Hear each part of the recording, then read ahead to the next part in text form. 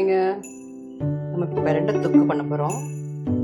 அதுக்கு பிரண்டையை நல்லா வாஷ் பண்ணிவிட்டு பொடியை கட் பண்ணி வச்சுருக்கேன் பாருங்கள். சின்ன சின்னதாக கட் பண்ணிக்கணுங்க. இதுக்கு தேவையானது 2 ஸ்பூன் கருவேப்பிலை, 1 ஸ்பூன் வெல்லம், கடலைப்பருப்பு 1 டேபிள் ஸ்பூன், உளுத்தம்பருப்பு 1 டேபிள் ஸ்பூன், காஞ்ச மிளகாய் 10, ஒரு நெல்லிக்காய் சைஸ் புளி, தனியா 1 டேபிள் ஸ்பூன். இது நல்லெண்ணெயில் செய்ய போகிறோங்க.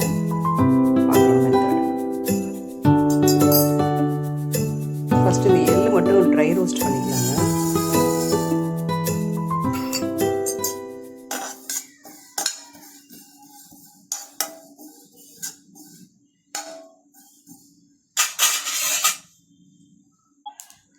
புரியுது பாருங்க.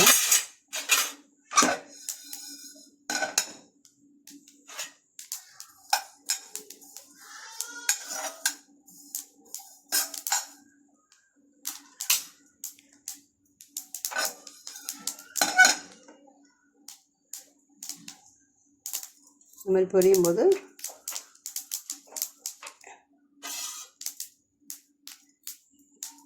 வேறு பாத்திரத்தில் மாற்றிடலாங்க.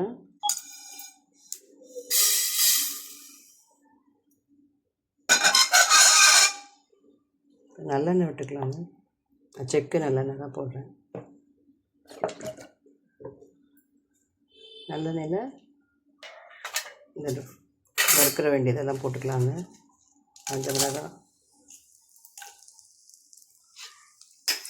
காஞ்ச மிளகாய் ரோஸ்ட் பண்ணது, கடலைப்பருப்பு, உளுத்தம்பருப்பு, தனியா அதெல்லாம் போட்டுக்கலாம். நல்லா கோல்டு கலராக மாறட்டுங்க. கலர் சேஞ்ச் ஆகிடுச்சு. இதில் வந்து இந்த புளியும் போட்டு லைட்டாக ஒரு எடுத்துட்டு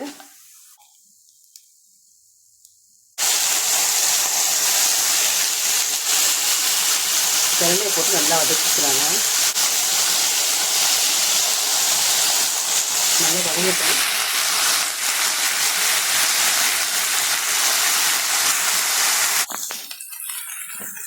வதங்கிடுச்சுங்க. அடுப்பு ஆஃப் பண்ணிடலாம். நம்ம வறுத்து வச்சுருக்கிறதெல்லாம் சேர்த்து அரைச்சிடலாம். ஃபஸ்ட்டு இந்த பருப்புங்க, கல்லுப்பு எல்லாம் போட்டு முதல்ல அரைச்சிடலாம். இப்போ இது கூட பிரண்டை போட்டுக்கலாங்க. அரைச்சாச்சு. இந்த ஸ்டேஜில் நம்ம எள்ளும் வெல்லமும் சேர்த்துக்கலாம். போட்டுட்டேன் பாருங்கள். இப்போ இதை அரைச்சிக்கலாம். இப்போ நான் சும்மா ஒரே ஒரு ஸ்பூன் மட்டும் எண்ணெய் போட்டு வெறும் கடுகு மட்டும் போடுறேங்க. ஏன்னா இப்போவே நிறைய எண்ணெய் விட்டுட்டோம்னா வெளியெல்லாம் தெரிக்கும். அதனால் கொஞ்சமாக எண்ணெய் போட்டுட்டு கடுகு மட்டும் போட்டுக்கலாம். கடுகு பொரியட்டும். கடுகு பொரிஞ்சிச்சு. இப்போ இந்த துவைகளை போட்டு வதக்கிக்கலாம். வதங்குது பாருங்கள்.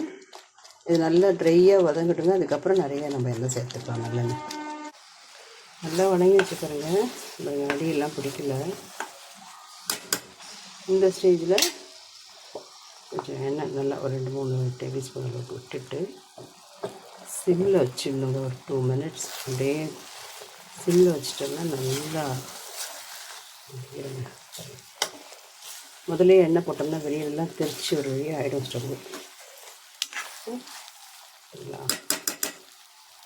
சிம்மில் வச்சுருவோம். வச்சுட்டு ஒரு 2 மினிட்ஸ் கழிச்சு பார்க்கலாம். இப்போ பாருங்கள், நம்ம எண்ணெயெல்லாம் அப்படியே இருக்குது. வெளியில் திரிக்காமல் கொள்ளாமல் நல்லா நீட்டாக உள்ளேயே இருக்குது பாருங்கள். சூப்பரில் செம்ம டேஸ்ட்டாக இருக்கும். சாதத்தில் நல்லா சுட சுட சாதத்தில் போட்டு சாப்பிட்டா சூப்பர் டேஸ்ட்டாக இருக்கும். எலும்புக்கு ரொம்ப ரொம்ப நல்லது. எனக்கு இப்பயே சாப்பிடும் போல் இருக்குது. ஓகே, சாதம் பிசைஞ்சிட்டு காட்டுறேன். பாருங்கள் எப்படி இருக்குல்ல. செம்ம டேஸ்ட்டாக இருக்கும். ட்ரை பண்ணுங்கள். நான் சாதம் இந்த வானலில் பிசைஞ்சிட்டு காட்டுறேன். பாருங்கள், சாதம் பிசைஞ்சிட்டேன். செம்ம டேஸ்ட்டாக இருக்கும். நீங்களும் செய்து சாப்பிட்டு பாருங்கள். நான் இப்போ பசிக்குது, நான் சாப்பிட போகிறேன். பாய்.